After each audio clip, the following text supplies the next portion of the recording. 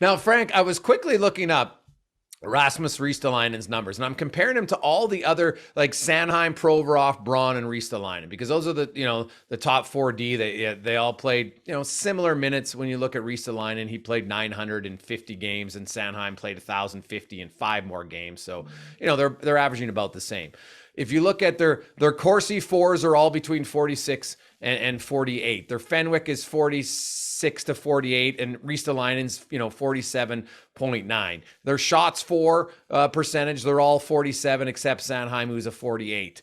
Their goals for percentage, Ristolainen's is at 46, Sanheim's at 50. Their expected goals, he's second best amongst their top 4. So when I'm looking at people, Ristolainen's so terrible. When I look at his numbers, that whole defense core is basically even.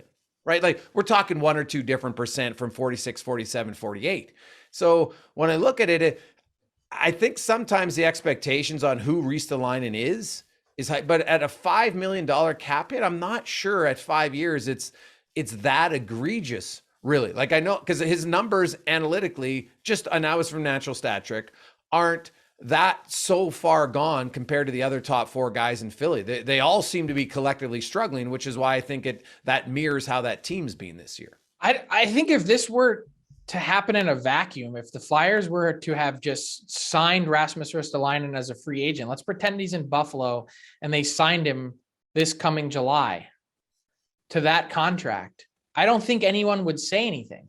Yeah. You'd be like, oh, well, maybe, like, I guess you could make, you know what I mean? Like, it's sort of in the realm of, okay, that makes sense.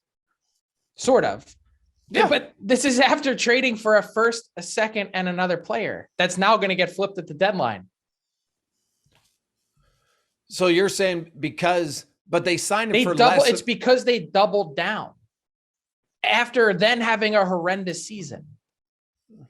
Yeah, but his season, when I look at it, I think the team had a horrendous season. You're right. He wasn't a leader by any stretch. Okay. So Micah Blake McCurdy, Hockey Viz, had an unreal thread on Ristolainen yesterday, just showing with graphs how he's gotten caved in defensively. Absolutely caved in. Yeah. So, but I'm looking at. I watched the game again. Put aside the numbers. I watched the game, and he can't think the game. Okay, that's fair. I don't like. I'm not demeaning a player when I say this. Again, human nail gun. He just runs around drilling guys, and he's a physical presence. And I get where, if you're the Flyers, where you say, well, our team's been insanely easy to play against the last couple of years. What, now we're going to take some of the sandpaper off of it? I just think they were in a spot where they felt like they had to sign this contract because they didn't want to trade him for a 3rd round pick, and they didn't want to let him walk for nothing after giving up so much, when sometimes that's actually the best course of action. So if he would have, like, take the NFL, for instance. Okay. Yeah. Like, this is a Philly example because it's current events. The Eagles trade Carson Wentz last year to the Indianapolis Colts. He doesn't have a good season. They got 1st round picks for him. Okay. Yeah. The Colts say, this guy is no good. We're now trading him to the Washington Commanders for 2/3. Right. They sold for 40 cents on the dollar. Mm-hmm. Sometimes that's just the best play.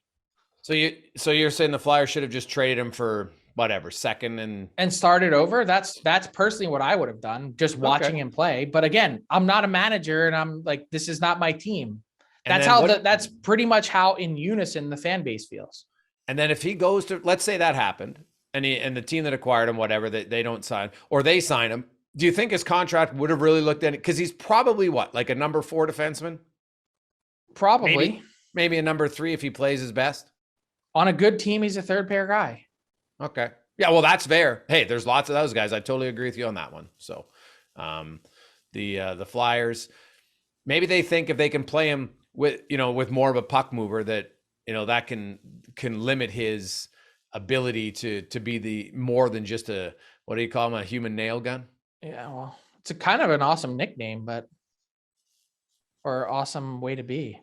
Yeah, buddy, call him the nail gun. I'll tell you, hey, the shin pad assassin is. I've had 3 nicknames of guys that I really like: the shin pad assassin, is what I called Andre Sekera, because for the longest time in Edmonton, man, he could find any opposing forward shin pads better than anyone. He couldn't get shots through.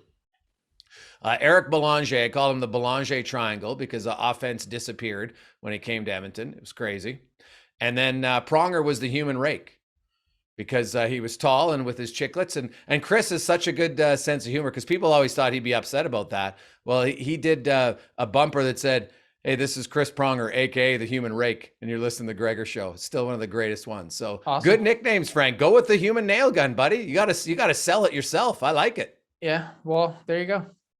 Yeah, get people in Philly, right? Get people in Philly. They'll be all over that. You can ask the guy, Frank. They're too bought his busy kid- crying into their beer with this contract. Yeah, but you know what? Just ask the guy who bought his kid the the Ben Simmons child Oh my God, T-shirt. the kid's small. Hey, do you have a kid small? He's like, no, only a medium. He'll definitely. It's one of the best ever. You could get the human nail gun T-shirt made. I guarantee you it would sell.